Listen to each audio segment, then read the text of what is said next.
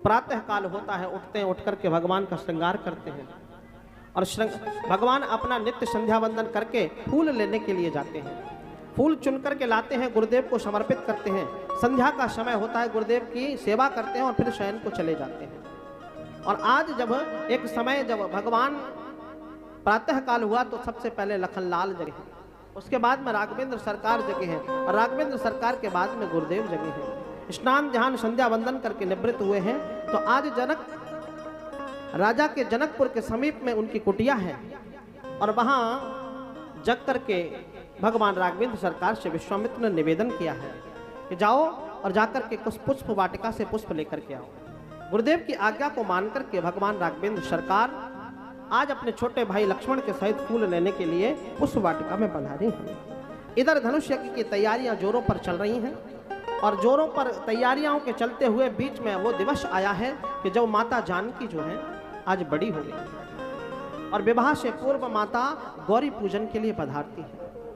तो गौरी पूजन के लिए जब पधारती हैं वो स्थान कोई और नहीं, वो पुष्प वाटिका ही है जहां पर गौरी माता का मंदिर है। इधर भगवान पुष्प वाटिका के दरवाजे पर जाकर के निवेदन करते हैं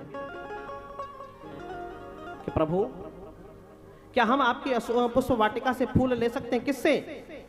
वहां जो माली बैठा हुआ उस वाटिका की रखवाली करते हुए उस माली से पूछ करके भगवान जो है उस पुष्प वाटिका में प्रवेश करते हैं। और यदि कृष्ण लीला में होते प्रभु तो क्या करते, क्या पूछते?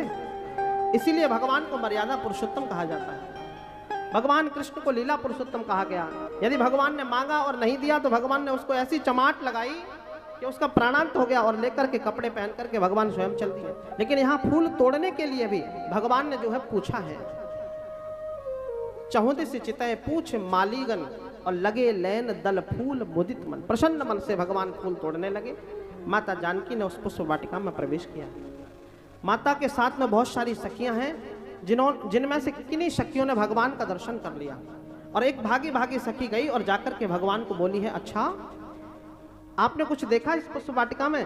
बोले यहाँ पर जो है दो बालक हैं, दो युवा हैं और जो दिखने में बड़े सुंदर लगते हैं और दोनों जो है बाय किशोर सुषमा सदन अश्याम गौर सुखदाम, बहुत वयस्क हैं और सुषमा सदन श्याम गौर, एक श्याम है एक गौर है और सुखदाम अंग अंग पर बार कोटि कोटि शतकाम, एक एक अंग पर करोड़ों करोड़ों काम जो है उनके लिए बारी चले जाएंगे। इतना सौंदर्य से संयुक्त उनका पूरा शरीर है।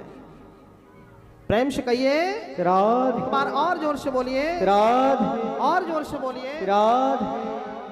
आपकी आवाज वहां तक जानी चाहिए जो आना तो चाहते हैं लेकिन अभी तक कथा के पंडाल में आ नहीं पाए हैं, उनको एक बार जगा दीजिए। प्रेम से कहिए राध।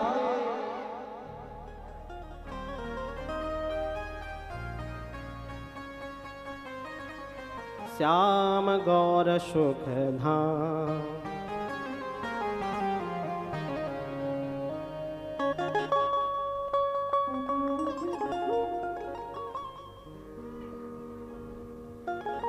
आज राघवेंद्र सरकार को देख करके सखियों ने जाकर के बताया है। माता को बड़ा आनंद मिला, सुख मिला, लेकिन उन्होंने दर्शन करना चाहा है। तो देखने के लिए जब इधर को आई तब तक भगवान उधर चले गए। तो अब तो देखने की आकांक्षा बढ़ गई और जब देखने की आकांक्षा बढ़ी ना, जब देखने की लालसा बढ़ जाए तो फिर प्रकृति भी आपका जो है सहज में दर्शन नहीं होने देती। माता ने जाकर के पूजन किया है और पूजन करने से पूर्व हल्की सी जो छवि आई उसी छवि को ध्यान में धर के गौरी माता का पूजन किया है और प्रार्थना की है। क्या? अरे जय जय गिरिवर राज किशोरी, जय जय गिरिवर राज किशोरी, जय महेश मुख चंद चकोरी, जय महेश मुख चंद्र चकोरी। हमारे परम आदरणीय परम पूज्य हमारे जीवन के संवाहक सदगुरुदेव भगवान पधार रहे हैं। बोलिए सदगुरुदेव भगवान की जय। जिनके होने से आज ये जीवन इस व्यासपीठ पर बैठ करके कथा को श्रवण करा रहा है, ऐसे परम पूज्य सदगुरुदेव